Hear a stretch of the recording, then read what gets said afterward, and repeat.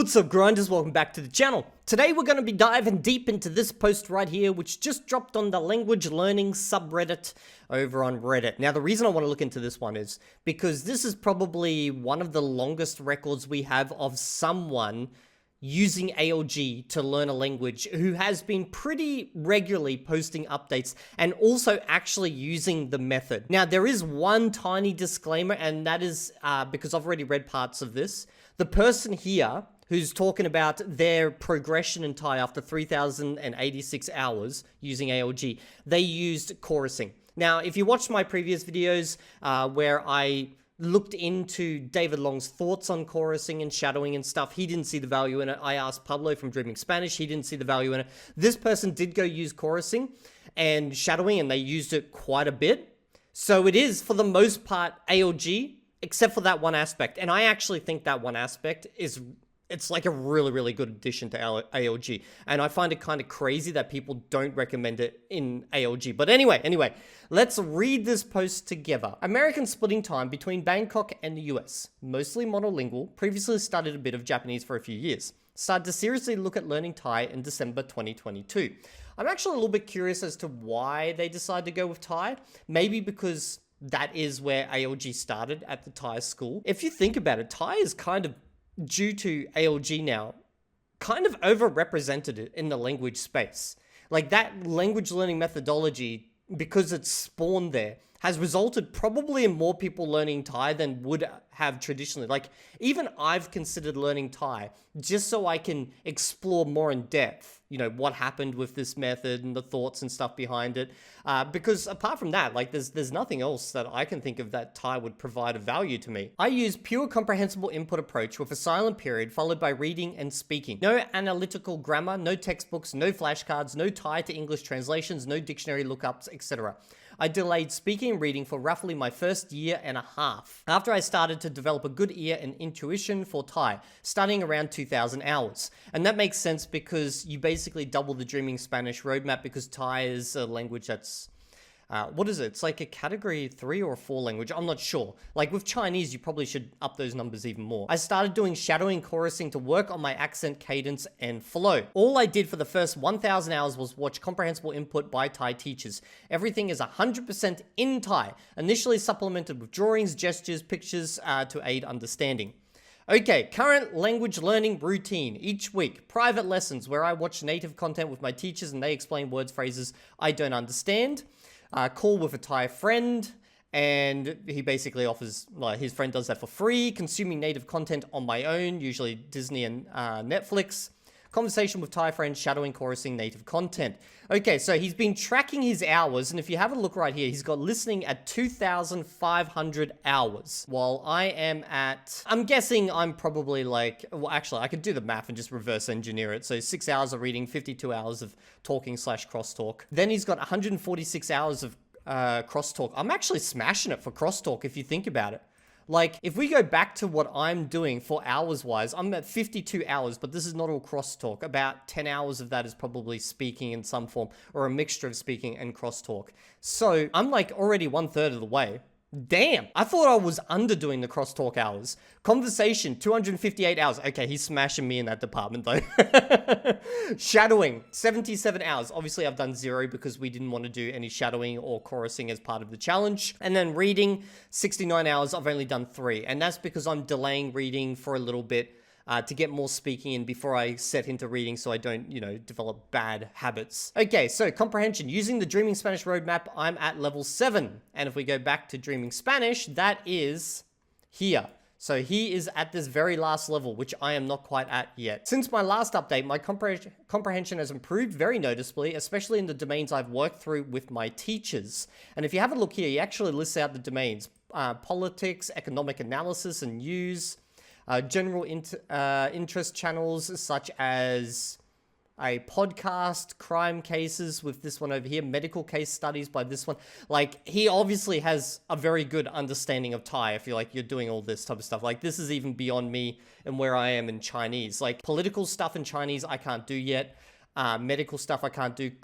police shows and stuff I kind of can, but like it's also not my interest, these types of things. Politics is, I'm just not there yet. I should probably shift to politics at some point in the next 100 or so hours more. We shall see. Casual speech such as a Happy Hour podcast, this one right here, which features casual speech and it's more chaotic game. Film series dubbed to Thai, including content I haven't seen before, such as Weapons, Ballerina, Weak Hero, Viral Hit, etc. I actually saw Weapons before. I'm also watching, dubbed content at the moment in Spanish. Like I finished The Strain and now I'm currently working through, what's the name of it? God, I can't even remember. It's Van Helsing. Van Helsing. It's dubbed to Spanish. Thai romantic comedies. Yeah, there's no way I'd be watching romantic comedies. At the limit of my ability are the Thai dramas, such as these.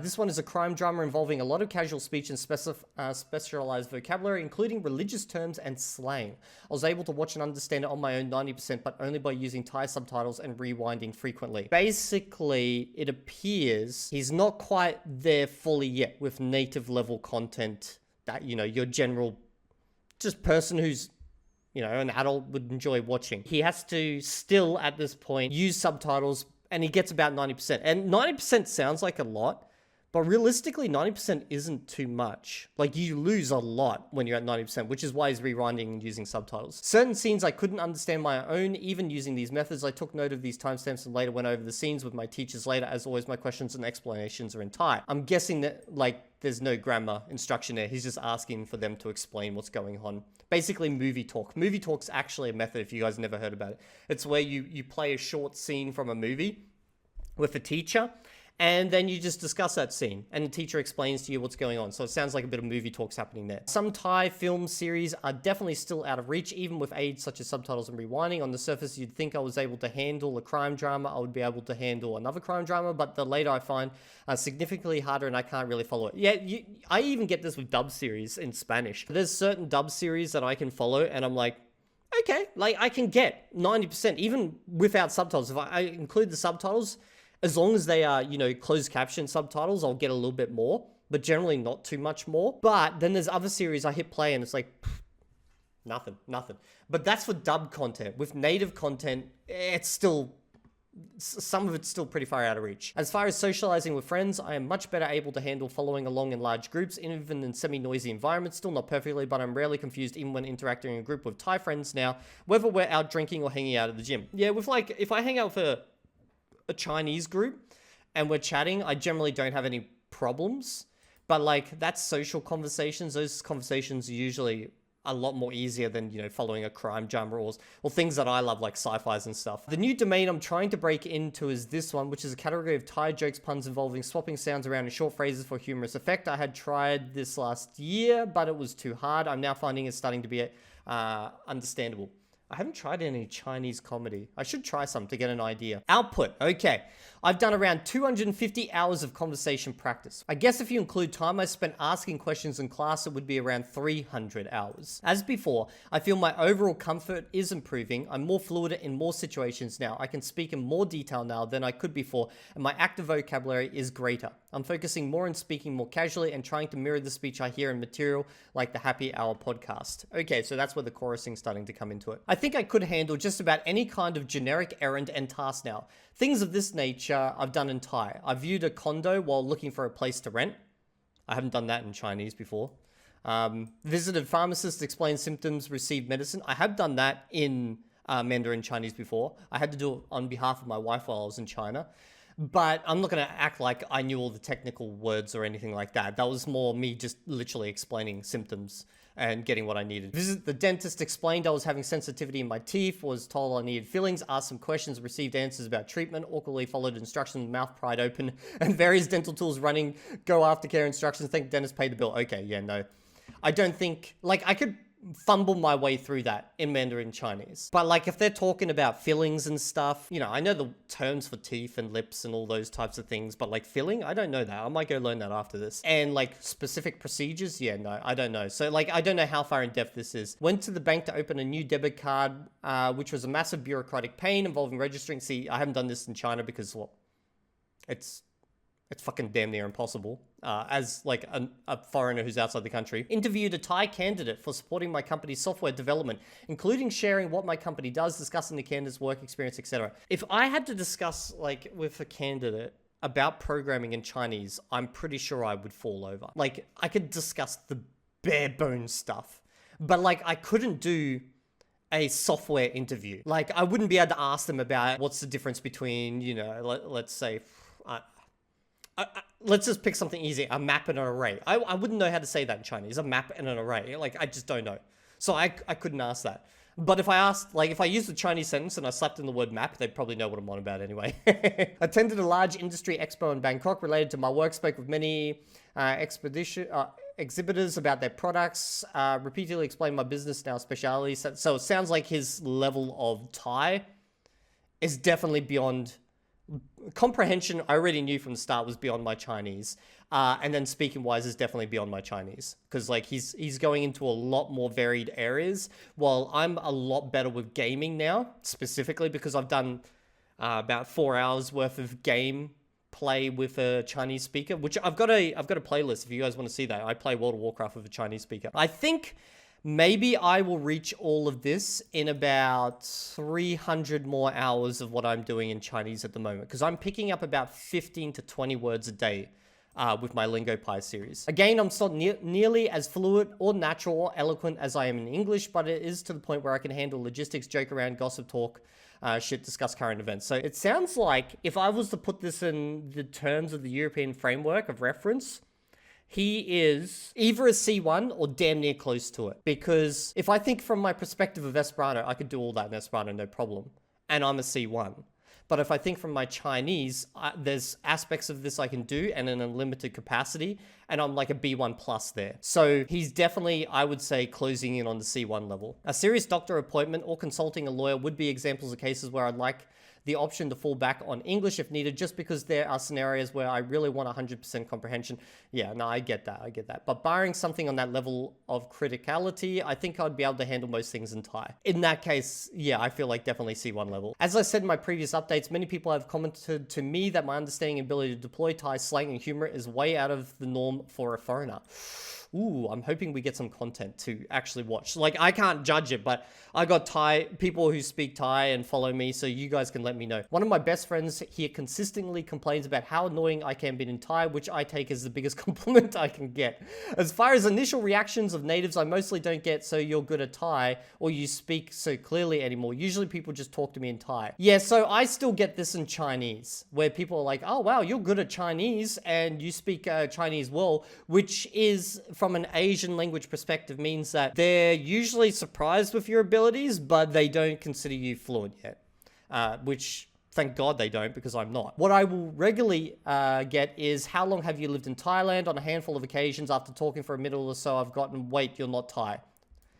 I've only ever got this once. Wait, you're not Chinese. And that's because I jumped into the back of a Didi in China that my wife had booked. So the booking was under her name, and the guy didn't look back, and he just started talking with me, and I was responding, and it was basic questions. And because my accent's generally pretty good, we had like probably about a minute or so, and then he like turned around because maybe he noticed at that point there's something off with my speech, and then he was like, oh crap, you're a foreigner. But like, if it went beyond a minute, I'm pretty sure, well, I think that's evidence. Like, a minute was about as how long I could pull it off for before they realized that 100% I wasn't.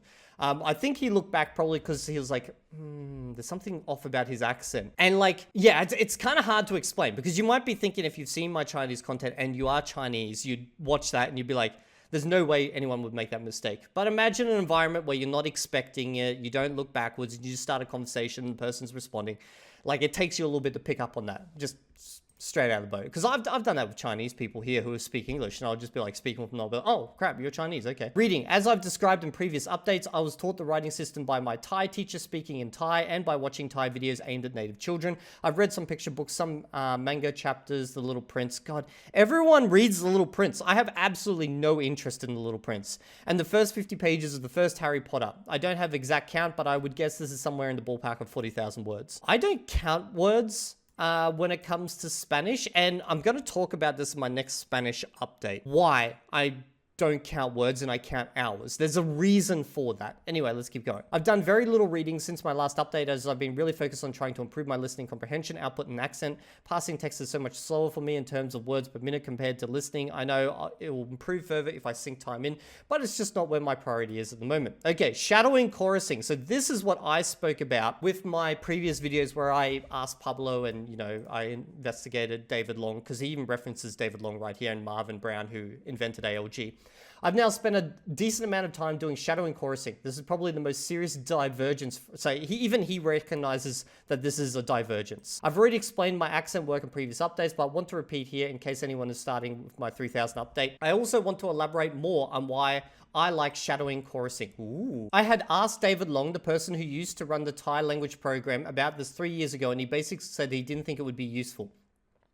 Is this the person who I literally did the video react to? It must be. It must be. I made the decision back then to deviate. Like, I probably should go. I reckon this is probably the person I did the react to. We'll check at the end. I think his mentor, Marvin Brown, would have written this kind of thing off as being too much like deliberate practice. He himself spent many hours perfecting his accent by kind of mindlessly copying native phonemes and tried to teach his own students English this way for a while, eventually deciding it was counterproductive. Yeah, see, this is where I'm more in line with the person who's doing the Thai shadowing chorusing here. Like, I think it makes a big difference. When I listen to a native speaker, I instinctively and automatically comprehend. So I comprehend I'm linking the meaning to the physical movements of speaking. I also monitor how I sound via something like Matt vs. Japan's shadowing setup. Never seen this video. If you guys want me to check that out, let me know down in the comment section. So I essentially hear twice and speak once, and I can repeat things until they sound correct. See, this is the thing, okay? I'm the same with Mandarin Chinese. I can already pronounce the language and hear all the sounds without an issue. So, like, shadowing and chorusing makes complete sense, because what you're trying to do is get the porosity or I can't even pronounce the damn word in English. I should fucking shadow that word, shouldn't I? But I can get, like, by doing the shadowing and chorusing, you get the flow of the entire sentence as a whole, how it kind of fits together. And even though Chinese is tonal, they do run certain sounds together more so. So it's not like everything's just like, you know, this. Like, no language is, okay? No language is. It's more of like a flow, and certain structures and stuff flow in a certain way. In this way, I think what I'm doing is much closer to interaction between a child and a parent when learning to speak. I 100% agree! Various mindlessly parroting sounds as a beginner in the language, so my reasoning is that while this is a deviation from the methods of Brown Long, I think it's still mostly true to the spirit of trying to use the natural learning method. Okay, so is it still ALG?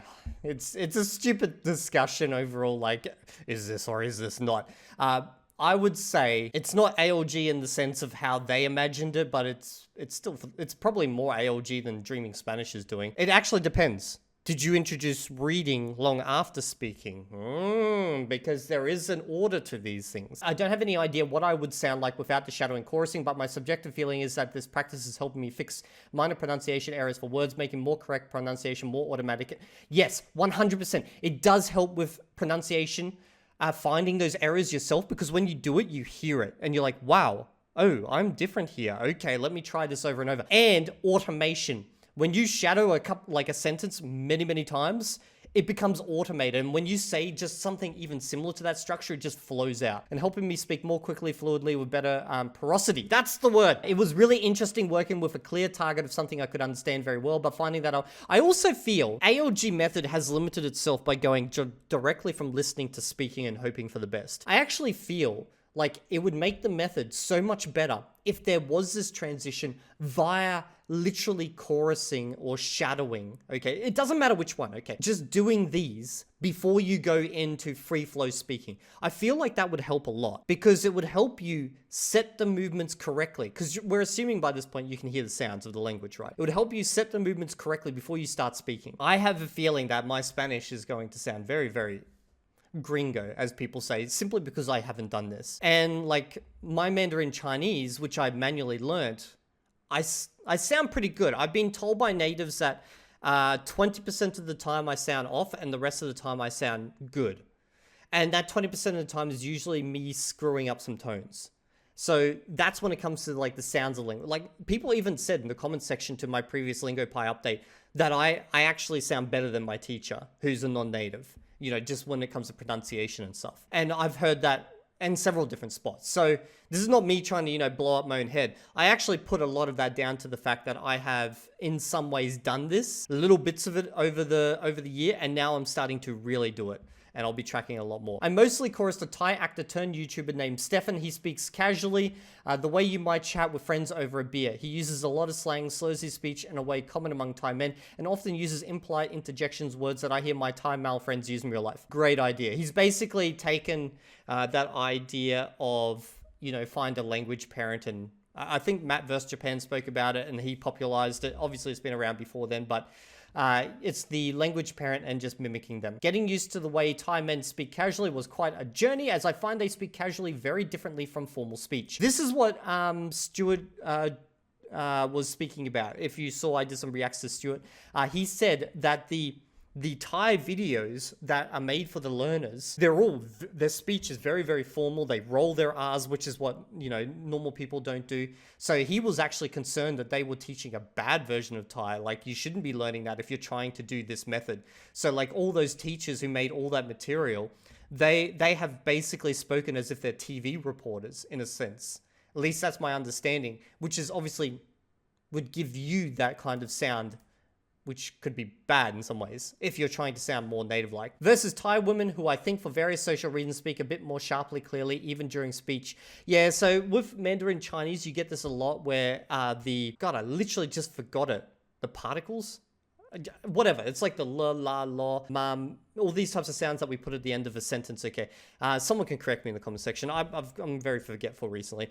Anyway, so like women in Chinese, they will use these a lot more, especially in Taiwan. So they'll be like, duya, and like they'll like stretch it out and they'll make those sounds. Like I've even found myself sometimes doing it. My wife will be like, because like I have seen a lot of female content, because most of the comprehensible input content is from women. So like I have to literally force myself not to watch their type of content, even though that's like the vast majority of content, because you end up speaking like a chick. It's kind of crazy.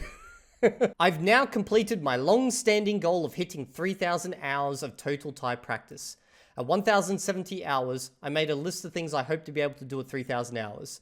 Okay, goal. Comprehend any media aimed at the general audience. Result, extremely good progress, but more complex dramas, content, very heavy slang. So it sounds like he's probably 1,000 hours off if he's doing this. Because I said he was a C1 level, but if you're C1 level, you would understand native content, even like TV shows and stuff. I feel like you would. Let me know down in the comment section below, because like I'm C1 plus in Esperanto, and anything that's like, there's podcasts and stuff where people talk, and like even scripts and some like little shows here and there, like all of that, no problem, can understand. Radio, 100% understand everything, okay? No problem at all.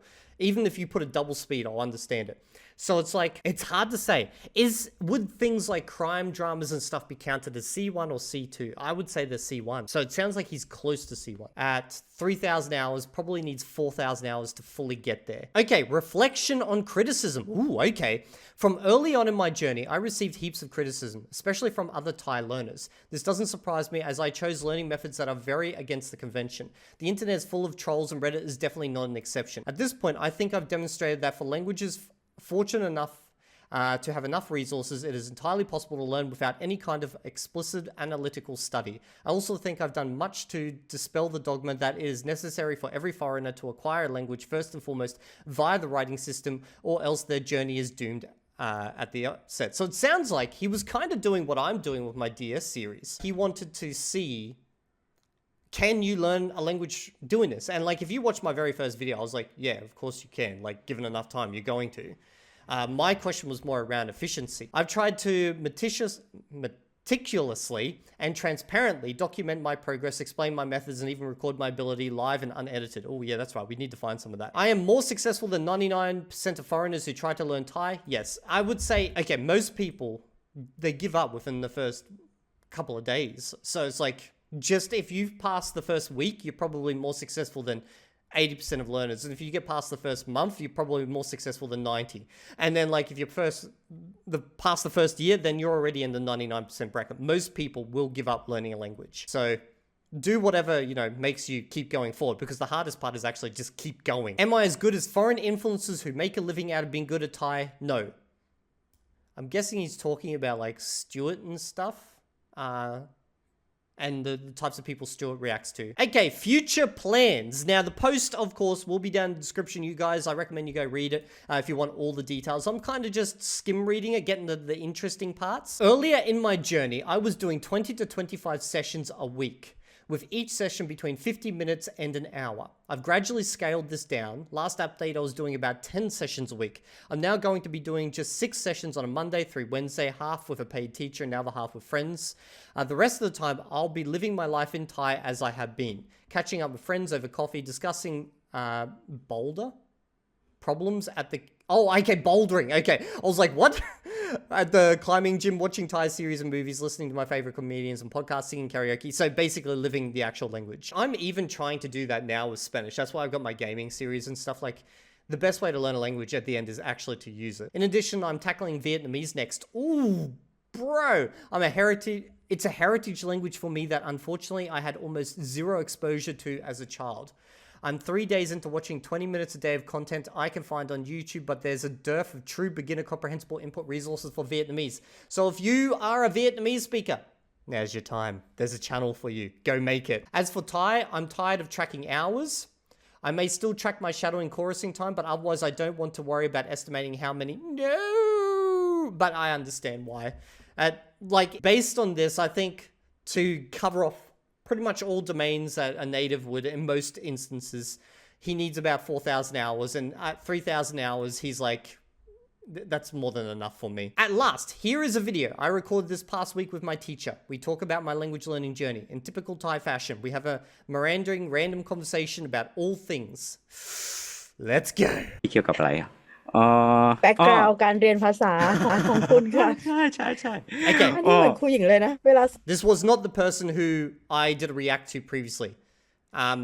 So this is Mike on the left, okay? สอนผู้หญิงก็พูดแล้วก็ฉันจะเล่าเลยนะ ใช่เป็นลูกศิษย์ของครูหญิงจริงๆแล้วทุกครั้งผมเจอคนไทยหลายๆคนแบบสนใจมากแบบฮะแบบเวลาผมพูดภาษาไทยกับคนไทยจะบอกว่าเฮ้ยพูดแบบนี้ทำไมใครสอนแล้ววันนี้เป็นโอกาสดีนะครับสำหรับประกาศทั่วโลกผมเป็นลูกศิษย์แท้ของครูหญิงทุกครั้งผมนึกออกว่าอยากพูดภาษาไทยคิดในใจว่าโอเคดังส้วมบทบาทของครูหญิงคิดในใจว่าแบบถ้าสถานการณ์แบบนี้ครูหญิงจะพูดอะไรอ่ะหลังจากนั้นพูดแบบอัตโนมัติเดี๋ยวเวลาเขาถามว่าใครสอนภาษาไทยเนี่ยเขาถามด้วยคำที่ชื่นชม หรือคำที่แบบใครสอนอะ ไม่รู้น่าจะแบบแต่ละคนไม่เหมือนใช่ไหม Okay, so obviously I don't speak Thai. I can hear that she's way more fluent than he is. But it's clear that he's got a very, very control of the language. And I would love to know from Thai speakers down below, what's he like at the moment? And not because, you know, I want to shit on him or ALG or anything like that. Like, he's already achieved something that most people will never achieve out there in learning a second language and actually being able to use the language with natives. So massive congrats to him. I'd just like to know these types of details because I take in this knowledge and it gives me a more holistic view of things. Like, when I started out with ALG myself and testing this, I had ideas, and I've done reacts to my previous videos where I've corrected some of those assumptions based on all this knowledge I've acquired. And I get the feeling that, you know, if Thai is 3,000 to 4,000 hours to reach, using ALG to reach a level which is akin to being able to, you know, speak native level, you know, even we're always going to have an accent, okay, unless you're like someone who freaking loves phonetics or something. But that gives me an idea, because when people ask me and they're like, oh, you know, I want to learn XY language using XY method, I can give them ideas of what they need to actually do in order to reach that level. So like if someone asks about Spanish, we see that, you know, most people, it's about 2,000 hours using ALG to be able to have decent conversations at a pretty good level from what I've seen. 2,000 up to 3,000 is where, you know, you get really, really good conversations. So I'm guessing 3,000 to 4,000 for Thai. And therefore, if we're using something like Mandarin Chinese is more difficult than Thai. You know, in a traditional approach, I'm guessing it would be, you know, 2.5 up to 4,000 hours, somewhere in that range if you're using an ALG style method. And ALG does have its benefits, one of them being for the listening phase, it is easy. easier if you've got the time. It is easy, okay? Because you just sit there consuming content. As long as you are the type of person who is happy to consume just content without any real direction. It's been both easy and difficult for me at times. The hard part is the transition from listening to speaking. That has been fucking brutal. I don't know his experience. I didn't see anything about that in that post. Maybe he will comment under this video. But that transition was brutal, and I think it could be made so much better for people if shadowing and chorusing was promoted as part of ALG.